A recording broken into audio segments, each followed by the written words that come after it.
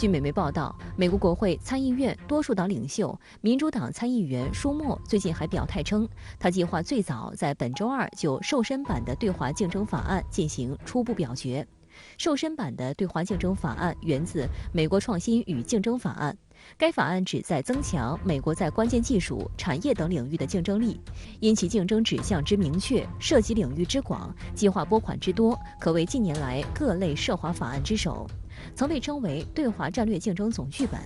不过，由于民主党和共和党之间严重的内讧，这项已经在国会纠缠1年多的法案，目前仍然处于难产阶段。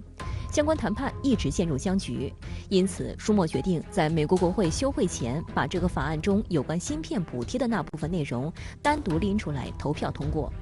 根据知情人士透露，该瘦身版的法案将包括至少520亿美元的刺激措施和对美国半导体制造业提供投资税收抵免等内容。一旦通过，将加大与中国在芯片产业的竞争力度。舒默的这个最新的表态反映出美国国会由于两党恶斗导致的政治极化现象，已经严重影响到国会发挥它应有的这个立法机构的最基本的作用。我们看到7月13号的时候，美国商务部长雷蒙多和国防部长奥斯汀联名致信参众两院的国会领袖，督促国会尽快通过旨在提升美国芯片业发展的两党创新法案，从而帮助提高美国与中国的竞争能力。因此在这个背景下，舒默删繁就简，可能在国会整体要求对华强硬的氛围下推动法案的快速过关。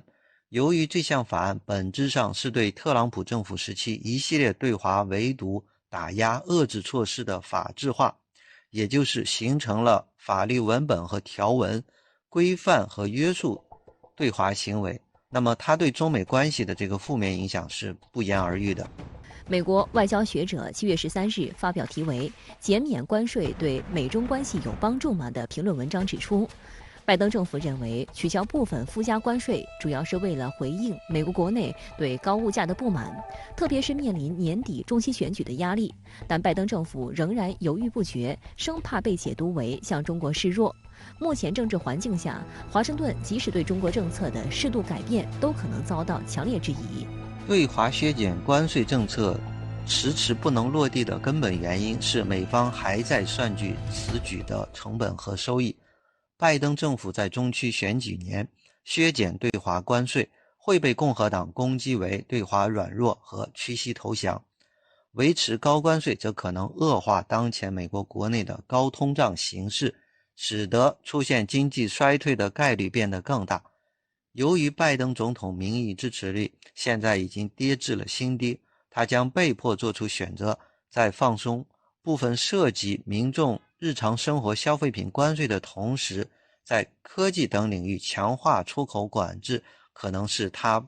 不得不做的一个选择。So the word depletion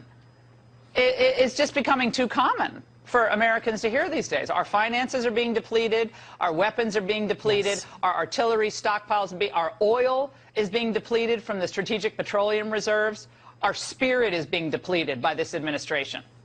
I feel the inflation pain every day. Every day everything is going up and up. 美国零售联合会主席马修谢伊透露，自2018年附加关税生效以来，美国海关和边境保护局已向美国进口商收取了1365亿美元，约合9200亿元人民币，这大大增加美国消费者的负担。美国企图惩罚中国，结果反而惩罚